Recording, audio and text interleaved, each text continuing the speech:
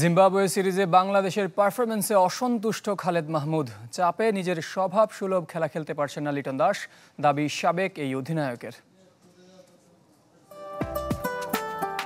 আইপিএলের গড় দলীয় স্কোর 200-র বেশি, ব্যক্তিগত স্ট্রাইক রেট 200-র উপর আছে অনেকেরই।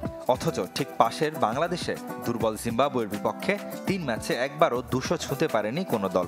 টি-20 বিশ্বকাপের ঠিক আগে ব্যাটারদের পারফরমেন্স ভাবিয়ে তুলছে টিম ম্যানেজমেন্টকে।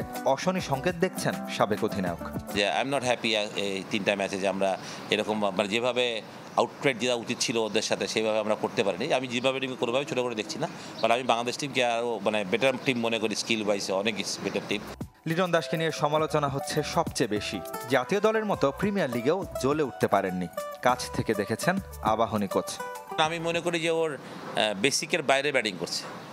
লিটন যখন ব্যাটিং করে তখন আমি সবসময় বলি দেখতেই সুন্দর লাগে, ওর ব্যাটিং দেখতেই সুন্দর লাগে।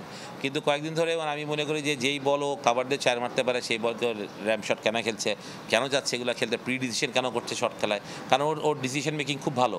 তো ওই ডিসিশন মেকিংয়ে আমার মনে হয় প্রবলেম হচ্ছে। এটা মনে হয় শুধুমাত্র চাপের কারণে। আমার মনে হয় যে বাইরের এত কথা হচ্ছে যেটা হয়তো বা অনেক হয় না, নিতে পারে না। তবে বোলিং নিয়ে চিন্তাটা কম। আইপিএলে বদলে যাওয়া মোস্তাফিজের দুরন্ত বোলিংয়ের রহস্য লুকিয়ে চিপকের উইকেটে। বিশ্বকাপেও মোস্তাফিজ তাসকিনে আস্থা রাখছেন খালেদ মাহমুদ, পক্ষে পূর্ণ স্বাধীনতার। তাসকিন মোস্তাফিজ আমি দুজনের কথা স্পেশালি বলি, মানে এখন টিমকে প্ল্যান দেবে যে আমি এই বোলিং করতে যাই, ডেপথ ওভারে আমার এই প্ল্যানিং থাকবে। দে আর মানে অ্যাজ এ বোলার দে আর যথেষ্ট ম্যাচুয়ার এখন।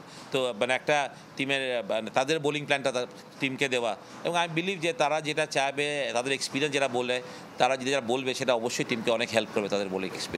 বিশ্বমঞ্চে সাবেক অধিনায়কের বাজির ঘোড়া তাওহিদ হৃদয় আর রিশাদ হোসেন। রেদওয়ান শুয়েব, চ্যানেল 24।